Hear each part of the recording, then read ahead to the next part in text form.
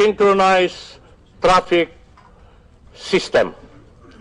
Alalahanin nyo ho, na yung traffic management dito, kaya sinabi ko kanina, ay tangan po ng MMDA yung mga circumferential at radial road, ay tangan po ng local government.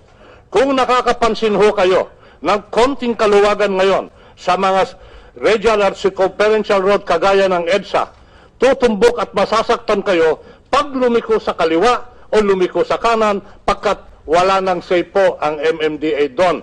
Ang may say ho doon is local government.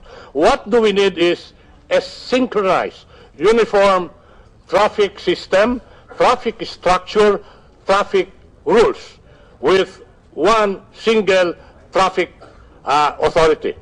In other words, Madam Chair, the Secretary would want to see in the proposed Transportation Crisis Act a single authority to manage the traffic system in Metro Manila. Tama po, sir. Now, so that is the kind of policy issues that we would like to hear from the Secretary, because as we all know, as I said in my opening statement, one of the things that I found is the numerous authorities trying to govern our traffic system, and it has created a mess. So the first issue that you would want the Senate to address, or the Congress to address, is to provide for a single authority to manage the traffic, at least for the period of emergency. Is that yes, correct? Sir. 2 years, sir.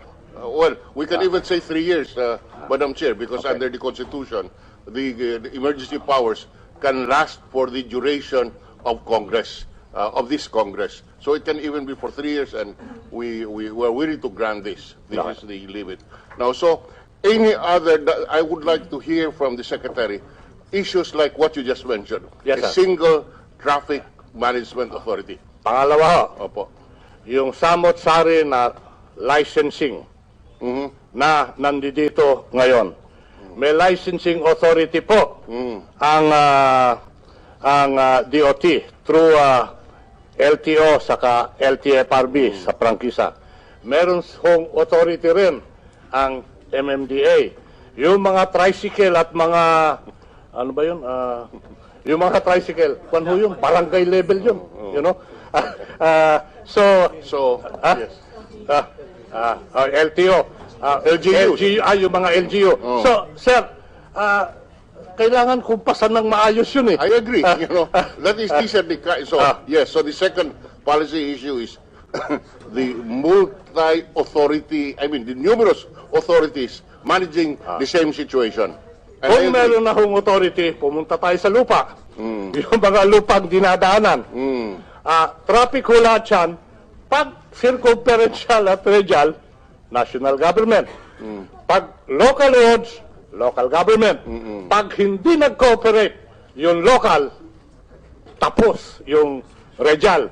Pag nasolve mo yung radial at may basketball tournament ka sa isang barangay road, tapos ang ngalangala. So, kailangan ho, yung usage ng road, ng passage, kailangan din iisa ang kumukumpas. So are you saying, Mr. Secretary, that at least for the period of emergency, we should suspend the powers of the local government units insofar as management of the traffic is concerned, at least in Metro Manila and in urban areas where there is a crisis, so that there is only one single authority? Is that Parang ganun na ho, sir. Yeah.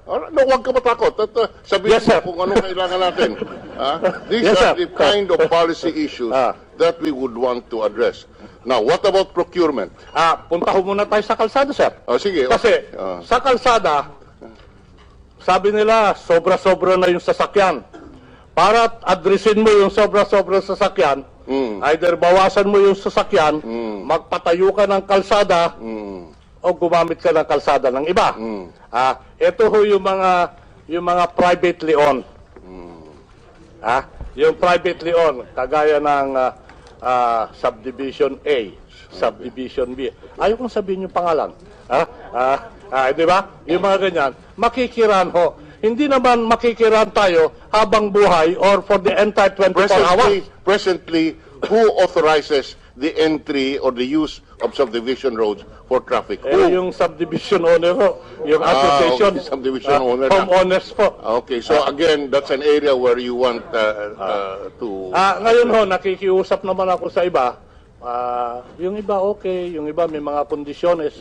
But let it be said right here and now that our choices for private roads will not be arbitrary or whimsical. Number two, that we will not compromise the safety of the subdivision. The security mechanism shall be in place, and if need be, the security expense will be borne by government. The road maintenance, hindi naman tayo pwedeng dumaan lang ng dumaan dyan, sir. May gastos yung road maintenance. Hindi ko naman hingin kagad dyan. Pwede hong pag-usapan yon. Ang higit sa lahat, yung gamit ho, hindi 24 hours. I-define natin yung peak moment in time na kung saan dadaan. So who would have that authority now? Wala ko, sir. No. Now, in the proposed emergency powers, you would want to locate that authority somewhere. Who would want that Doon ho authority? sa basta isang departamento. Pwedeng MMDA, pwedeng...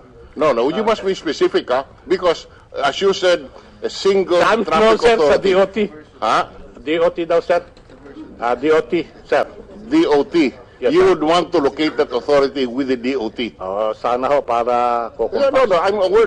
Sa traffic lang ho, that's why you're a resource person hindi here. yung buong pangkalahatan ng There's MMDA. actually there are people suggesting that perhaps, Secretary, you should really be the one in charge of the traffic. Why doesn't the Secretary become Madam Chair, pursuing that point, why doesn't the Secretary become the MMDA chairman? I mean, both. I mean, let's Both, demote in a the concurrent Secretary capacity. In a concurrent capacity, so you would have full control of the emergency powers. Yeah. Sa traffic ho, sa traffic. Wag na yung 17 mayors. Sabi mo kanina, yung 17 mayors. Ganun talaga ang sitwasyon natin. Ano magagawa natin? But that's also one of the conditions that we would want to have one point person who's really in charge. That's correct. In implementing the emergency powers. That is why the Transportation Secretary can concurrently be the MMDA chairman. Now, anyway, that's a policy issue again that we would like to examine. Hindi naman tayo nagde-decide na dito. Hindi pa po. No, Pero we're note-taking any already. other issue which you would want to have addressed in the transportation? Yes, sir. Terminal. Madahilihong sabihin, ma'am, ang solusyon, tow truck at police. Para lang sa kaalaman ng Committee on Public Service, ang total terminal ho sa EDSA, sa EDSA lang, ilan ma'am? 27 terminals. And then, EDSA Pasay is 14. We can say in the Emergency Power Act, effective X number of months, there will be no more terminals in dapat ho. EDSA. So that wala na kailangan mag-decide pa ang... Dalawang bagay ang dapat tugunan ho. Una, dapat may just compensation. Hindi naman tayo confiscatory. Hindi nga. Pangalawa ho, maglalagay ka ng remedyo na kung saan bibigyan mo sila ng alternatibong magkaroon ng tinatawag na common stations, yung mga sasakyan. Kasi kung wala kong basta terminal yan, magkakaletse-letse lalo yan. Kaya dapat paplanuhan din yung common station sa north saka sa south. Alright. What about on the procurement?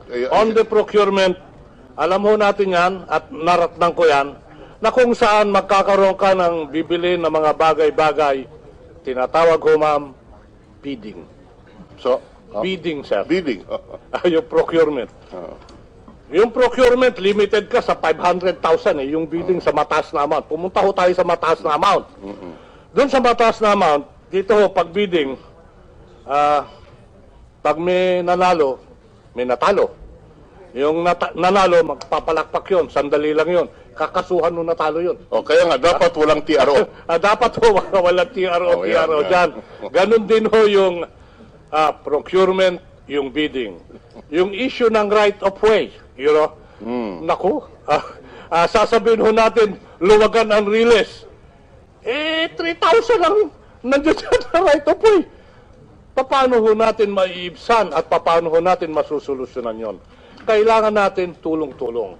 So there will have to be issues, sir, on injunction, on procurement, on bidding, on right of way. And resettlement, Madam And Chairman. resettlement.